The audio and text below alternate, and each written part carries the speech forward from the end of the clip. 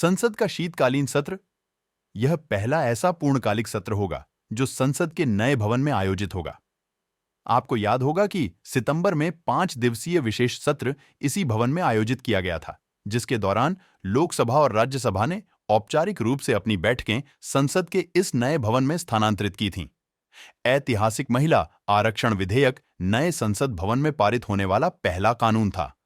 यह कानून लोकसभा और राज्य विधानसभाओं में महिलाओं के लिए 33% आरक्षण देने की व्यवस्था सुनिश्चित करता है।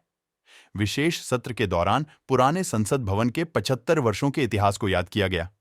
इस इमारत का उपयोग अब संसदीय कार्यक्रमों के आयोजन के लिए और इतिहास को संरक्षित करने के लिए इसके एक हिस्से को संग्रहालय में बदल दिया जाएगा।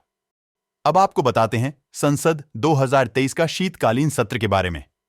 संसद का शीतकालीन सत्र 4 दिसंबर से शुरू होगा और यह 22 दिसंबर तक चलेगा। 19 दिनों तक चलने वाले इस सत्र में कुल 15 बैठकें होंगी।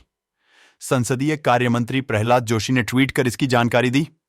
इसके साथ ही एक पोस्ट डालकर संसदीय कार्य मंत्री ने कहा, अमृतकाल के बीच मैं सत्र के दौरान विधायी कामकाज और अन्य विषयों पर चर्चा का इंतजार कर रहा हूं।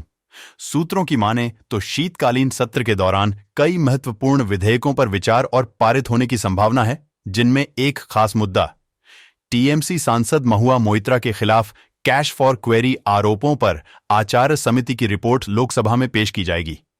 पैनल द्वारा निष्कासन की सिफारिश लागू होने से पहले सदन को रिपोर्ट अपनानी होगी।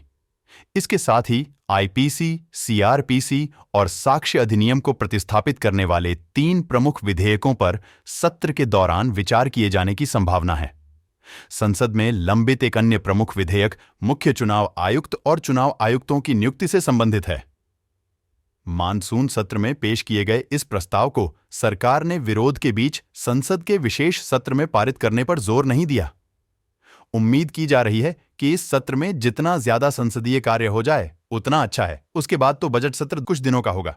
बजट के बाद सभी राजनीतिक पार्टियां इलेक्शन मूड में आ जाएगी और नई सरकार बनने तक संसदीय कार्य प्रभावित रहेगा। और हां, इलेक्शन के लिए सभी राजनीतिक पार्टियों को हमारी ओर से शुभकामनाएं और बधाई। आपको हमारी दी हुई जानकारी कैसी लगी, हमें कमेंट करके जरूर बताइएगा और ऐसी ही जरूरी जानकारी के लिए हमारे चैनल को लाइक और सब्सक्राइब जरूर करें। धन्यवाद।